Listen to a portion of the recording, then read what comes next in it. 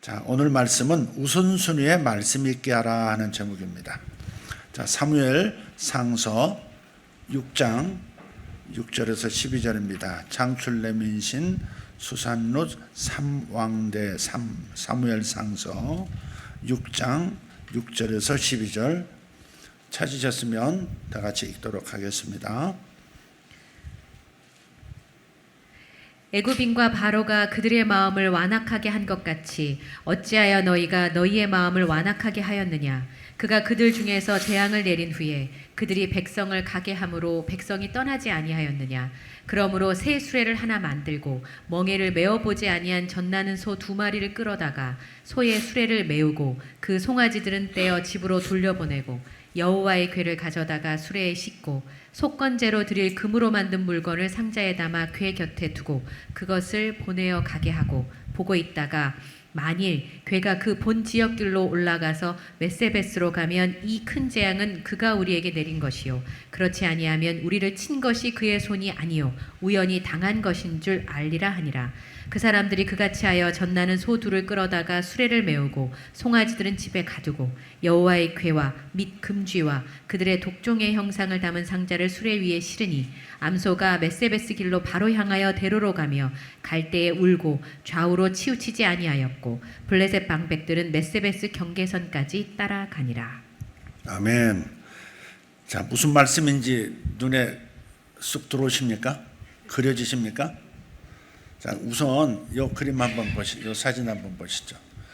이게 이제 지금 4장, 5장, 6장에 이어지는 이 말씀에서 가장 중요하게 지금 자리 잡고 있는 하나님의 법궤, 하나님의 궤라고도 하고 법궤라고도 하고 언약궤라고도 하는 성물입니다. 그래서 저 천사들이 금으로 만든 천사들이 서로를 바라보고 이렇게 날개를 펴서 덮고 있는 장면이고요. 저 천사 아래쪽에 있는 게 뚜껑입니다. 사실은 뚜껑을 열면 그 안에 3가지가 들어가 있습니다. 아론의 싹난 지팡이, 죽었던 나무에서 싹이 나고 잎이 나고 꽃이 피고 열매 맺는 게 단 하루 저녁에 일어났던 그 기적의 지팡이가 담겨 있고요. 또 하나는 그 광야 40년 생활 동안에 매일같이 내렸던 만나, 이스라엘 백성들이 주식으로 삼았던 그 만나가 담긴 항아리가 이 안에 있고, 또 하나는 모세가 시내 산에서 하나님께 받았던 주님께서 친히 적어주셨던 10계명 2돌판이 이 안에 들어가 있습니다. 그래서 이 언약궤는 요 언약이라는 단어에서 암시하듯이 하나님의 말씀을 상징하기도 하고 하나님의 임재를 상징하기도 합니다. 법궤 혹은 언약궤 혹은 하나님의 궤라고 합니다. 자, 먼저 이것을 머리에 담으시고 오늘 말씀을 들으시면 되겠습니다. 사무엘상서 6장 1절을 보니까요, 하나님의 궤가 전쟁통에 블레셋 진영으로 넘어갔어요. 그 블레셋 진영에 뺏긴 이 하나님의 궤가 블레셋 진영에 머무른 지 약 7개월이 되었습니다. 그런데 이 7개월 동안에 너무 이상한 일들이 블레셋 진영에 생겨난 것입니다. 하나님의 궤 앞에 저들이 섬기는 다곤 신상이 절하듯이 처박히는 일이 생겼습니다.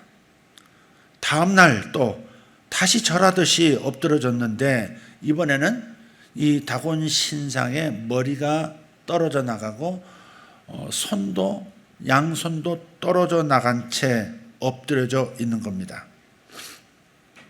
그리고 그 일로 끝나지 않고 이 하나님의 궤가 머물렀던 성읍에서 이상한 질병이 생겨나는 것입니다. 악성 종양이 생기고 독한 종기가 사람들에게 생겨서 사람들이 죽어 넘어지는 겁니다. 첫 번째 이 궤가 머물렀던 도시가 아스돗입니다. 그 다음이 가드입니다. 그 다음이 에그론입니다.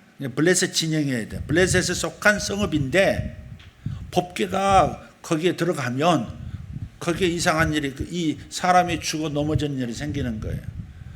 그래서 아스돗에서 가드로 보내면 가드에서 또 사람들이 죽는 거예요. 또 그래서 에그론으로 보냅니다. 근데 그 거주민들이 또 죽어 넘어지는 겁니다. 그래서 이렇게 이 블레셋 사람들이 서로 폭탄 돌리기 하듯이 니들이 받아, 니들이 받아, 이런 식으로 지금 진행되고 7개월 동안 이런 일이 벌어졌던 거예요. 이것은 말씀으로 상징되는 이 언약궤가 있어야 할 자리에 있지 않기 때문에 발생하는 일들인 거예요. 그래서 블레셋 사람들은 이스라엘에게서 빼앗아온 이 말씀의 언약궤를 다시 제자리로 돌려보내고자 합니다. 사무엘상 6장 1절 2절인데 세 번역으로 한번 읽어보겠습니다. 주님의 궤가 블레셋 사람의 지역에 머무른 지 7달이 되었을 때의 일이다. 블레셋 사람들이 제사장들과 점쟁이들을 불러놓고 물었다. 우리가 이스라엘 신의 궤를 어떻게 해야 좋겠습니까? 우리가 그것을 어떤 방법으로 제자리에 돌려보내야 하는지 알려주십시오.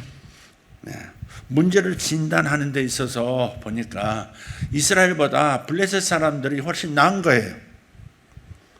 언약궤, 이 말씀의 법궤를 제자리에 있게 해야 한다, 돌려보내야 한다라고 하는 진단입니다. 이것이 우리에게는 이런 질문처럼 들리지 않습니까? 아무개야, 너의 삶에는 말씀이 제자리에 있느냐?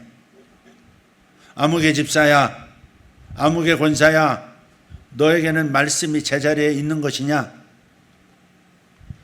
이 모든 재앙의 시작은 이스라엘 지도자들이 실로 성소에 있어야 할 그 언약궤를 전쟁터로 가지고 나오면서부터 생겨난 일들입니다. 이스라엘이 하나님의 언약궤를 마치 부족처럼 사용해서 전쟁에서 이기고자 했던 그 잘못된 동기가 틀렸던 거죠.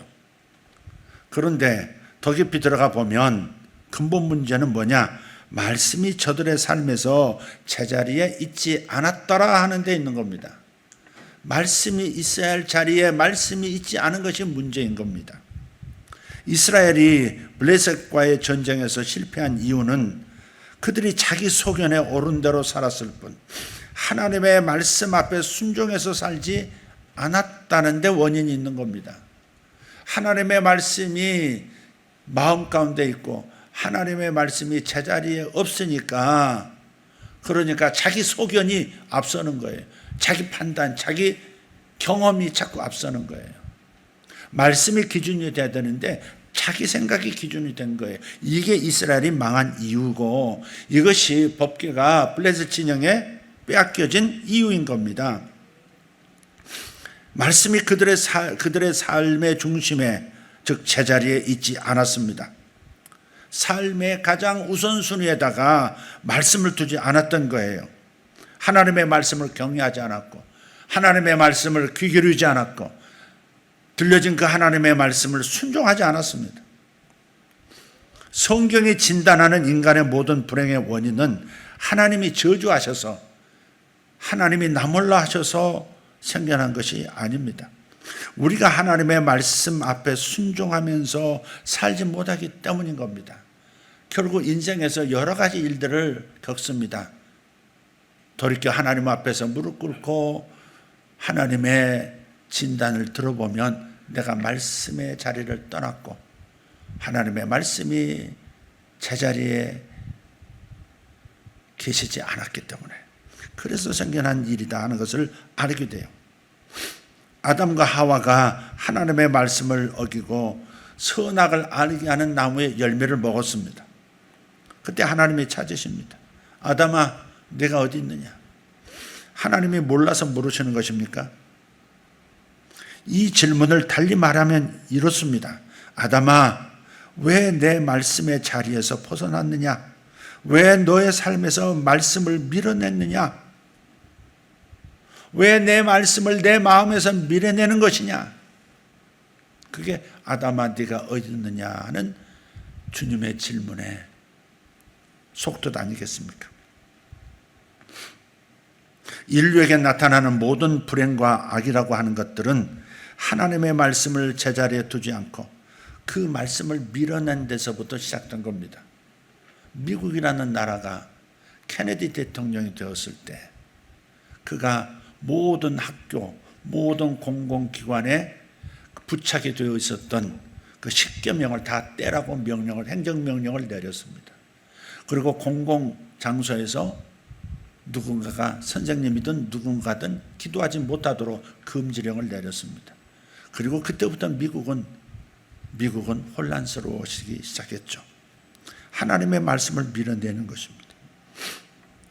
그리고 하나님의 말씀을 밀어내는 일은 시대를 거쳐서 오늘날까지도 반복되고 있습니다. 그래서 이 시대를 한마디로 표현하자면 말씀을 밀어내는 시대, 하나님을 밀어내는 시대라 할 수 있겠습니다. 오늘날 많은 교단이 성경의 가르침을 세상의 흐름과 트렌드에 맞춰서 바꾸려고 합니다. 남녀 성별 기준을 바꾸고 결혼의 정의를 바꾸고 성경이 말하는 말을 수정하려고 합니다. 이것은 말씀의 권위를 약화시키려는 행위죠. 그러나 성경이 말하는 말을 지키려는 교회들도 있습니다. 미국의 어떤 교회는 성소수자 이슈에 대한 공식 입장을 이렇게 발표했다고 합니다. 교회는 시대의 변화에 따라 성경이 말하는 말을 바꿀 수 없습니다. 하나님이 정하신 결혼은 한 남자와 한 여자 사이의 평생 결합입니다. 결혼이나 성별에 대한 하나님의 뜻을 변경, 수정하려는 결정은 인간의 타락의 일부이며 절망으로 이어집니다. 그러므로 우리는 성경이 진리라고 말하는 바를 굳게 붙잡아야 합니다. 진리는 시대와 문화의 시험을 견디며 하나님의 백성은 모든 시대와 모든 문화 속에서 그분과 함께합니다. 근데 이 공식 입장 발표 때문에 대형 교회였는데 그 교회에서 약 3,000명의 성도가 떠났습니다. 말씀을 제자리에 있게 하려 했을 때 큰 대가를 그 교회는 치른 것입니다. 그런데 시간이 지나고 이후에 하나님께서는 그만큼의 새로운 성도를 보내주셨고 지금도 계속해서 사람이 몰려오고 있다는 얘기입니다. 말씀을 읽으면서 감사한 것은 하나님의 말씀을 밀어내는 당신의 백성을 하나님은 포기하지 않으시더라 하는 겁니다. 하나님은 계속해서 당신의 백성에게로 다가가시는 거예요. 베세메스로 가는 암소에게서 이것을 우리는 발견하게 됩니다. 지금 블레셋 사람들은 여호와 하나님을 알지 못했어요. 하나님을 알지는 못하지만 어떻게든 하나님의 교회를 돌려보내고 싶어하는 것입니다. 다만 그들은 언약궤를 보내기 전에 한 가지는 꼭 확인하고 싶어 했습니다. 그게 뭐냐? 최근 7개월 동안에 일어난 이 이상한 질병, 이것이 정말 이스라엘 하나님이 하신 일이 맞는가? 아니면 우연인가? 이것을 알고 싶었던 거예요. 그래서 그들이 짜낸 아이디어가 바로 이 베스메스로 가는 2마리의 암소인 겁니다. 그 아이디어가 뭐냐면 첫째, 오늘 본문에 나오는 말씀인데 여러분이 고체로 써져 있으니까 복잡하니까 제가 정리하겠습니다. 첫째, 새 수레를 만들어서 그 수레를 한 번도 매보지 않은, 수레를 한 번도 멍에를 매보지 않은 소들을 선택해서 매도록 한다. 끌게 한다. 두 번째, 근데 일반적인 보통의 소가 아니라 아직 새끼를 떼지 못한, 아직 젖을 먹이는 그런 어미소를 사용한다. 송아지는 우리에 가둔다. 분리시킨다 이거죠. 세 번째, 한 마리가 아니라 2마리를 사용한다. 왜 이런 아이디어를 내놨을까? 상식적으로 멍에를 메고 수레를 끌어본 적이 없는 소가 수레를 제대로 끌 리가 없죠. 또 젖을 먹는 새끼를 둔 암소가 새끼를 버리고 멀리까지 갈 가능성은 거의 없습니다. 설령 그렇다 할지라도 한 마리라면 모르지만 두 마리의 새끼에게 젖을 먹이는 암소라면 그러면 어떻게 되겠습니까? 이스라엘은 벳세메스에 갈 확률이 매우 떨어지는 겁니다. 그러니까 벳세메스로 갈 수 없는 조건을 세 가지나 겹쳐서 만들어 놓은 거예요. 만약 이 상태에서 두 암소가 언약궤를 치른 그 수레를 끌고 가까운 이스라엘의 성읍 벳세메스로 간다면 지금까지의 재앙은 하나님이 내린 것이 분명하다. 그렇지 않다면 우리에게 생겼던 7개월 동안의 이 재앙은 그냥 우연히 생긴 것이다. 그렇게 알겠다. 그렇게 판단하겠다 하는 겁니다. 그런데 놀랍게도요. 그 암소들이 벳세메스로 이스라엘 땅 벳세메스로 간 것입니다. 그게 12절에 있어요. 12절. 암소가 벳세메스 길로 바로 행하여 대로로 가며 갈대에 울고 좌우로 치우치지 아니하였고 블레셋 방백들은 벳세메스 경계선까지 따라가니라. 이것을 세번역본, 좀 쉽게 번역한 세번역본으로 다시 읽겠습니다. 그 암소들은 벳세메스 쪽으로 가는 길로 곧장 걸어갔다. 그 소들은 큰 길에서 오른쪽으로나 왼쪽으로 벗어나지 않고 울음소리를 내면서 똑바로 길만 따라서 갔고 그 뒤로 블레셋 통치자들이 벳세메스의 경계까지 따라서 갔다. 왜 따라갔어요? 어떻게 되나 보자. 이게 하나님이 하신 일인지 이스라엘의 신이 하신 일인지 우연히 벌어진 일인지 요 수레가 곧바로 가는지 확인하자 하고서 따라간 거죠. 이 암소들은 큰 길로만 갑니다. 오른쪽 길이 나와도 치우치지 않습니다. 왼쪽 길이 나타나도 벗어나지 않고 곧장 걸어갑니다. 근데 소들이 왜 울었을까요? 이 암소들이 왜 울었을까요? 새끼들 때문이죠. 젖먹이들 때문이죠. 자기 새끼를 두고 갈 수가 없었기 때문에 우는 것입니다. 하지만 울면서도 가는 거예요. 똑바로 갑니다. 한쪽으로 치우치지 않았고 머뭇거리지도 않았습니다.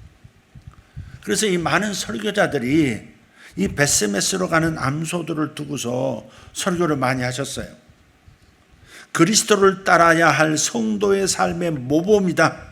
그렇게 해석해서 벳세메스로 가는 암소, 우리 그리스도인들은 그리스도를 이렇게 따라야 한다. 울면서라도 가야 한다. 뭐 이러한 말씀을 많이 하셨죠. 그런데 예수님께서도 예수님 당신보다도 더 사랑하는 누군가가 우리에게 있어서는 안 된다고 말씀을 하셨거든요. 마태복음 10장 37절을 찾겠습니다. 마태복음 10장 37절.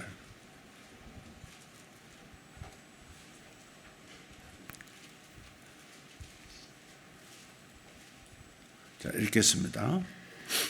아버지나 어머니를 나보다 더 사랑하는 자는 내게 합당하지 아니하고 아들이나 딸을 나보다 더 사랑하는 자도 내게 합당하지 아니하며. 다시 같이 아버지나 어머니를 나보다 더 사랑하는 자는 내게 합당하지 아니하고 아들이나 딸을 나보다 더 사랑하는 자도 내게 합당하지 아니하며. 주님을 따르는 제자는 각자가 져야 할 십자가가 있습니다. 근데 이 십자가는 세 가지 방면을 가지고 있어요. 첫째는 나의 죄가 처리된 십자가, 나의 죄가 용서된 십자가죠. 두 번째는 나의 자아가 죽은 십자가. 세 번째는 내가 지고 갈 십자가입니다. 이것이 주님을 따르는 제자가 치러야 할 대가인 거예요. 이 암소들은 자신의 감정과 의지를 꺾었어요. 그저 하나님의 이끄심을 따라서 보이지 않는 하나님의 손에 붙잡혀서 울면서 벳세메스로 갑니다. 이 모습이 우리에게 보여주는 바가 있습니다. 하나님께 온전히 순종하지 못하고 있는 이스라엘 백성에 대한 풍자인 거예요. 이 암소는 하나님께서 끄시는 대로 이 하나님의 말씀을 제자리에 돌려놓기 위한 이 십자가의 길을 갔는데 나의 백성 이스라엘은 그리 못하고 있다 하는 것을 이 소를 통해서 풍자하여 보여주신 거예요. 말 못하는 짐승도 하나님의 강권하심에 순종해서 말씀을 제자리에 두려 하는데 어찌 사람이 말씀에 순종하지 못하고 제멋대로 살 수 있느냐 하는 겁니다. 하나님의 말씀이 눈앞에 있음에도 자기 소견을 따라서 살 것이냐, 끝까지 자기 소견대로 자기 생각대로 살아갈 것이냐 하는 거예요. 과연 우리의 순종은 이 암소들보다 나은 것입니까? 말 못하는 짐승이 사람보다 차라리 낫다라고 말할 수밖에 없는 이야기가 또 한 군데 나와요. 민수기 22장입니다. 거기에 보면 발람 선지자가 나오고, 이 발람 선지자가 모압의 뇌물을 받고요, 이스라엘을 저주하려고 길을 떠납니다. 하나님의 백성을 저주하려고 뇌물을 받고 떠나는 거예요. 주인 발람이 나귀를 타고 길을 나섰는데, 근데 이상하게도 나귀가 자꾸 길로 가질 않고 곁에 있는 밭으로 가는 거예요. 때려서 제 길로 들어서면 또다시 한참 가다가 또 밭으로 막 들어가는 거예요. 나중에 밝혀집니다마는 나귀가 하나님의 천사가 칼을 빼들고 길 앞에 떡 서 있는 것을 본 거예요. 그런데 정작 주인 발람은 그 천사를 보지 못하고 길을 자꾸 벗어나는 나귀를 계속 때립니다. 그리고 이 일이 3번이나 반복이 돼요.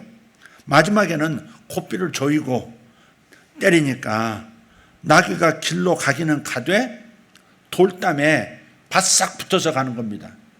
상상해 보십시오. 천사가 길 가운데 서 있어요. 칼을 빼들고. 그러니까 이제 그 천사를 피해서 이렇게 담벼락에 붙어서 가는 겁니다. 그러니까 담벼락에 붙어서 가니까 나귀를 타고 있는 발람의 다리가 또 긁히는 거예요. 그래서 또 나귀를 때립니다. 그러자 듣도 보도 못한 일이 생깁니다. 나귀가 사람의 말로 대꾸를 해요. 그리고 뒤이어 천사도 발람에게 자신을 나타내 보이면서 말을 합니다. 민수기 22장 27절 32절입니다. 민수기 22장 창출래 민신, 자, 민수기 22장 27, 32절 읽겠습니다. 나귀가 여호와의 사자를 보고 발람 밑에 엎드리니 발람이 노하여 자기 지팡이로 나귀를 때리는지라. 여호와께서 나귀 입을 여시니 발람에게 이르되 내가 당신에게 무엇을 하였기에 나를 이같이 3번을 때리느냐. 발람이 나귀에게 말하되 내가 나를 거역하기 때문이니 내 손이 칼이 있었다면 곧 너를 죽였으리라. 나귀가 발람에게 이르되 나는 당신이 오늘까지 당신의 일생 동안 탄 나귀가 아니냐. 내가 언제 당신에게 이같이 하는 버릇이 있었더냐. 그가 말하되 없었느니라. 그때 여호와께서 발람의 눈을 밝히심에 여호와의 사자가 손에 칼을 빼들고 길에 선 것을 그가 보고 머리를 숙이고 엎드리니 여호와의 사자가 그에게 이르되 너는 어찌하여 내 나귀를 이같이 3번 때렸느냐. 보라, 내 앞에서 내 길이 사악함으로 내가 너를 막으려고 나왔더니 나귀가 나를 보고 이같이 3번을 돌이켜 내 앞에서 피하였느니라. 나귀가 만일 돌이켜 나를 피하여지 아니하였다면 내가 벌써 너를 죽였고 나귀는 살렸으리라. 이건 그려지시죠? 네. 발람이 가서는 안 될 길, 사악한 길이었기 때문에 천사가 막아섰다는 겁니다. 그러니까 가지 말라는 신호였는데 나귀가 밭으로 자꾸 돌아가는 것은 가지 말라는 신호였는데 나귀는 보았고 발람은 보지도 못하고 깨닫지도 못한 것입니다. 이것 또한 우리 모습이 아닐까요? 하나님이 가라 하시는 곳에는 가지 않고 가지 말라 하는 곳은 가는 것이 바로 우리 아닙니까? 왜 이런 일이 벌어지시는 겁니까? 하나님의 말씀이 우리의 삶의 자리에 있지 않기 때문입니다. 하나님은 당신의 백성이 생명의 길로 가기를 원하십니다. 그래서 말씀을 주시는 거예요. 우리가 예배하는 이유는 크게 2가지입니다. 하나는 하나님께 영광을 돌리기 위해서. 우리가 예배할 때, 하나님을 섬길 때 하나님이 영광 받으시기 때문에, 그 인간의 본분이 하나님께 예배하면서 영광을 돌리는 것이기 때문에 예배를 하는 겁니다. 2번째는 우리가 하나님의 말씀에 귀를 기울이기 위해서입니다.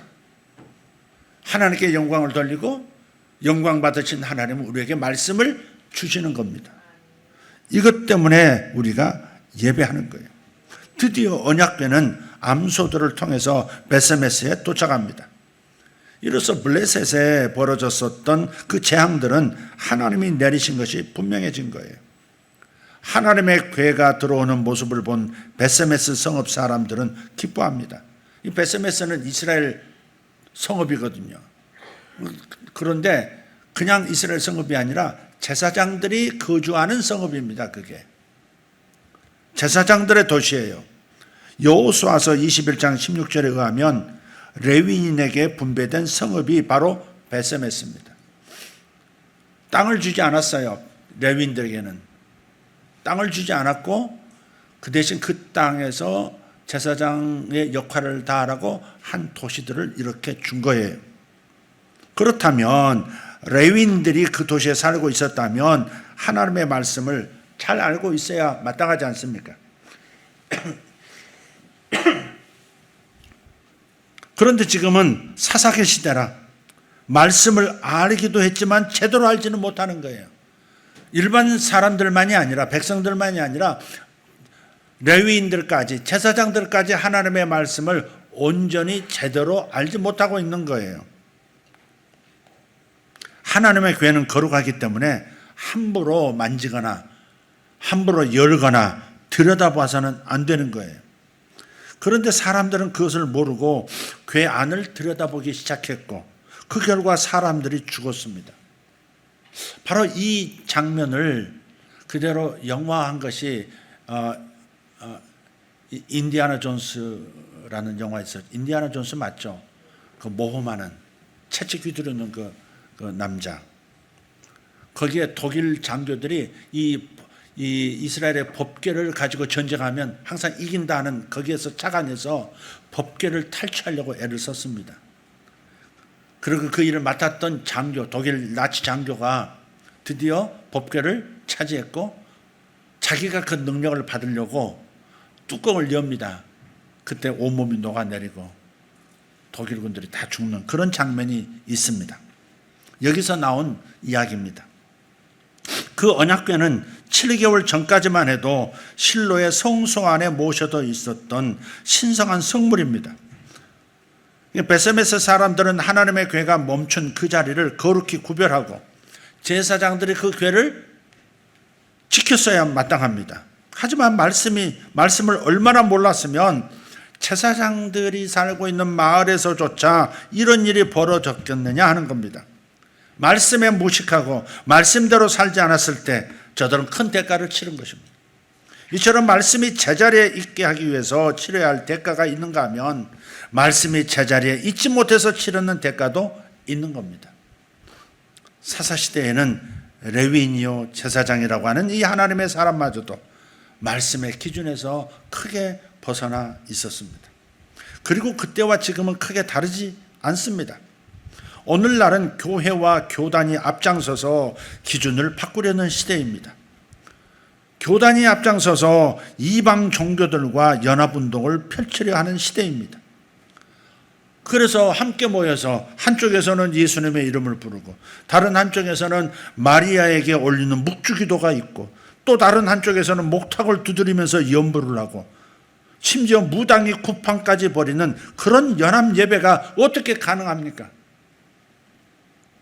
교단이 앞장서서 교회와 성도들을 혼합주의로 이끌어들이는 시대, 말씀을 밀어내고 자기 소견을 따라서 기준을 바꾸려고 하는 시대가 바로 이 시대입니다. 잘 분별하시길 바랍니다. 하나님이 너무 거룩하시기 때문에 그 말씀을 계속해서 밀어내려는 시대예요. 이 말씀을 어떻게 지킬 수 있단 말이야? 이 말씀을 어떻게 받아들일 수 있어? 이 시대에서 이 말씀을 어떻게 수용할 수 있어? 사람들이 다 떠나 안 돼.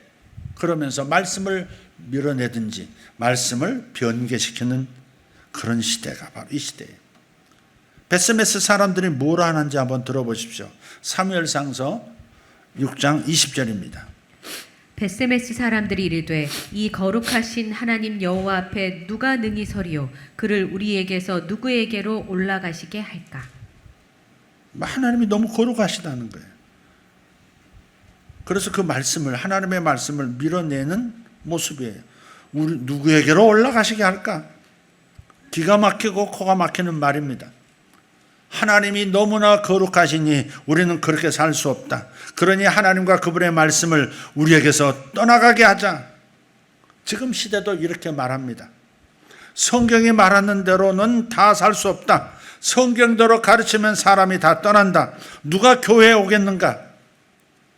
그래서 사람이 교회에 올 수 있도록 말씀을 조금 변개시키자, 수정해보자 하는 것입니다.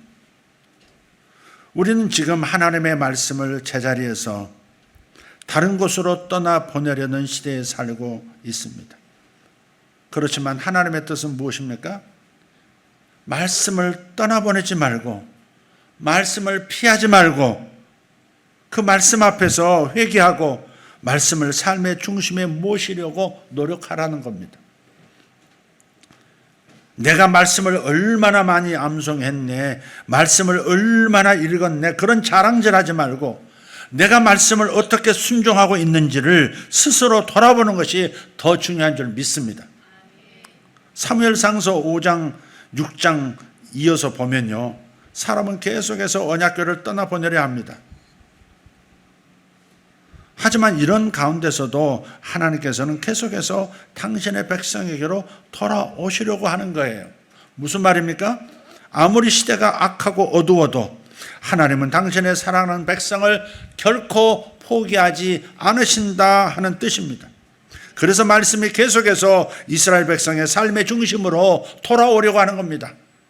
벳세메스의 암소들을 한번 생각해 보세요. 이 소들은 좌로도 우로도 치우치지 않고 어디를 향합니까? 이스라엘을 향합니다. 이스라엘 백성들을 향하는 거예요. 그런 과정을 보면 우리 본문의 주인공은 벳세메스로 가는 암소들이 아니고 그 암소들을 붙잡고 계속해서 이끌어 가시는 보이지 않는 하나님의 손인 거예요. 하나님은 멍에를 메어본 적 없고 새끼를 둔 암소라는 이 불가능한 조건을 통해서라도 말씀으로 상징되는 이 언약궤를, 당신의 임재를 이스라엘로, 벳세메스로, 당신의 백성에게로 보내십니다. 얼마나 놀라운 은혜요 사랑입니까? 우리는 말씀을 또 하나님을 밀쳐내려 하지만 하나님은 끊임없이 다가오시는 겁니다. 밀어내는 데 다가오시고 밀어내도 또 다가오시고 끊임없이 반복적으로 하나님과 그분의 말씀을 우리는 무시하고 또 불순종했습니다.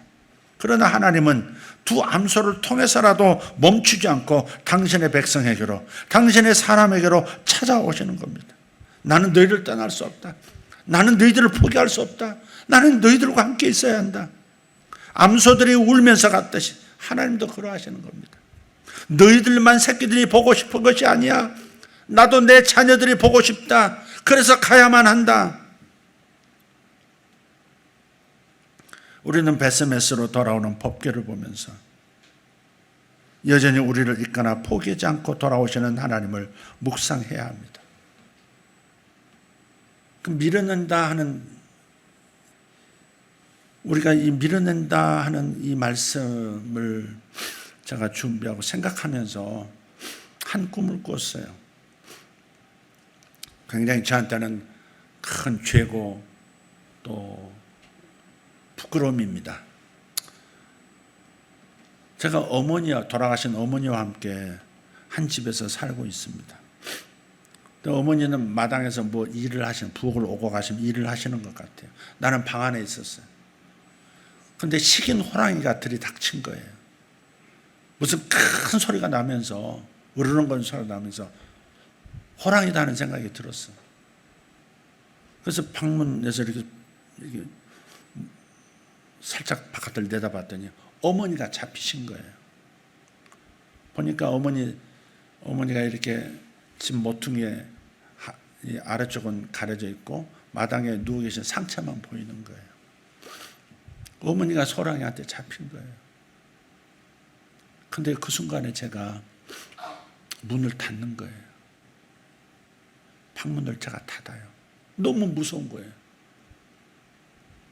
뛰쳐나가야 되잖아요. 어머니가 호랑이한테 잡혔으면 뛰쳐나가야 되는 거 아닙니까? 근데 방문을 닫더라고요. 그러면서 하는 말이 있어요. 제가 스스로 말을 해요. 우리 엄마 어떻게? 그 호랑이한테 잡혀 먹히는 거 아닙니까? 우리 엄마 어떻게 하면서 문을 닫고 있더라니까. 그래서 그날 하루 일어나가지고 너무 괴로웠어요. 지나간 일이 다시 반추가 되는 거예요. 어머님이 이제 뇌출혈로 쓰러지셨었거든요. 근데 그때 막 개척하고 얼마 되지 않았을 때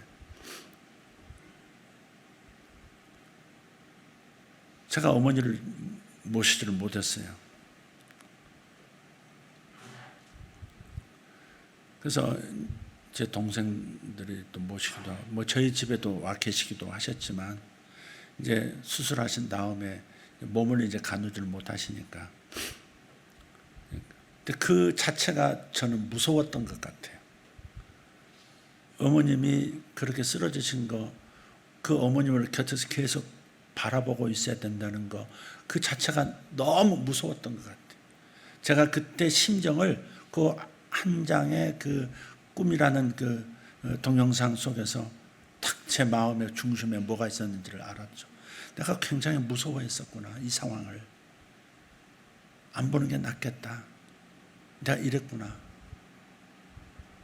근데 어머니가 호랑이한테 잡혀서 이제 살을 뜯기고 이제 그러셔야 되는 건데, 우리 엄마 어떻게 그러기만 하고 있었던 제가 너무 뭐랄까 부끄러웠다 그럴까, 너무 죄송했죠.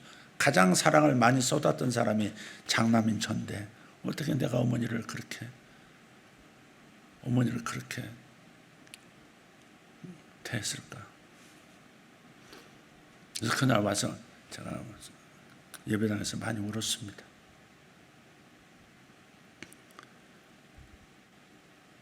만약에 바꿔서 내가 호랑이한테 잡혔고 어머니가 방에 계셨다면 어떻게 했을까? 그분은 뛰어나오셨을 거예요. 내가 너한테 잡아먹히더라도 내 자식은 놔라. 그럼 뛰어나오셨을 것 같아. 그래서 생각하는 거예요. 세상 말로 자식은 다 이기적이라고.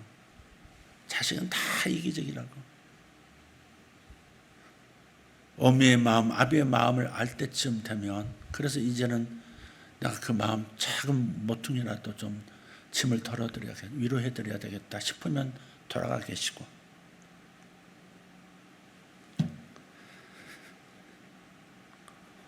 그렇습니다. 하나님께서 베스메스로 가는 암소들을 통해서 하시는 말씀, 너희만 내 자식들이, 네 새끼들이 보고 싶은 게 아니다. 나도 내 자녀들 가운데로, 내 자식들이 있는 대로 가야 되겠다. 그래야만 한다. 그게 하나님의 마음이었다고 믿습니다.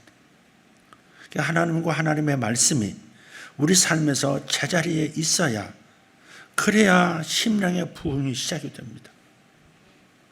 우리 하나님은 베스메스의 암소들을 통해서라도 우리 삶 속에 자리 잡기를 원하세요. 그래서 하나님은 끊임없이 말씀으로 우리에게 다가오시는 겁니다. 우리의 삶에서 언약궤는 지금 어디에 있는 겁니까? 혹시 엉뚱한 블레셋 가운데 있는 것은 아닙니까? 말씀을 삶의 중심에 모셔야 합니다. 말씀이 교육의 중심에 있어야 하고, 가정의 중심에, 국가의 중심에 있어야 합니다. 말씀이 목장의 중심에 있어야 하고, 말씀이 교회들과 교단의 중심에 자리 잡아야 합니다. 하나님이 돌아오시고자 하는, 하나님을 끝없이 밀어내고자 하는 이 천박한 우리들에게 나몰라다 하지 않으시고 다시 자꾸 말씀을 통해서 우리에게로 오시려 하시는 그분의 마음을 이 시간 1000분의 1, 10,000분의 1이 남아 깨닫고 그 말씀을 모셔드리는 우리가 되기를 소원합니다. 기도하겠습니다. 하나님, 우리가 말씀을 떠난 것이 모든 죄악의 근본이었습니다. 아담과 하와만이 아니라 지금 시대를 거쳐 우리들조차 여전히 아담 하와처럼 말씀을 마음에서 밀어내고 삶의 우선순위에서 밀어내고 중심에서 밀어내려고 합니다. 그래서 우리 삶이 고단하고, 그래서 우리 삶에 샬롬이 없고, 그래서 우리 삶에 자꾸 어려운 일이 생기고 악한 영들이 역사하고 있는 것을 깨닫습니다. 이러한 천박한 우리의 모습에도 불구하고 주님은 우리를 놓지 아니하시고 다시 말씀을 통해서 우리를 권유하시고 또 권유하시고 또 말씀을 너희들이 붙잡아야 너희들의 삶이 복되어진다 말씀하시는 주님의 사랑의 음성을 오늘 들었습니다. 베스메스의 그 두 암소처럼 하나님 울면서도 주님의 말씀을 제자리로 모시기 위해서 나아갔듯이 우리 또한 그렇게 해야 할 줄 믿습니다. 그렇게 해야 할 줄 믿습니다. 때로는 하나님보다 자식이 더 너무 소중하고, 때로는 부모가 하나님을 신앙하는 것보다, 하나님을 예배하는 것보다 더 중요한 것이 이 불쌍한 인생들입니다. 하나님, 우리의 마음을 주님 우리가 알게 하시고, 우리가 아버지보다 어머니보다 자식들보다 아들이나 딸보다 하나님을, 우리 주님을 더 사랑하고 주님을 더 섬기는 우리가 되어지는 것, 이것이 주님의 기다리시는 우리의 모습인 줄 믿사옵고, 주님 승리하게 해 주시옵소서. 이겨내게 도와주시옵소서. 고통이 있더라도, 힘들더라도, 울지라도 주님의 말씀을 모시는 이 일에 성공하는 우리 모두가 되어지게 해 주옵소서. 감사합니다. 감사합니다. 우리 예수님 이름으로 기도합니다.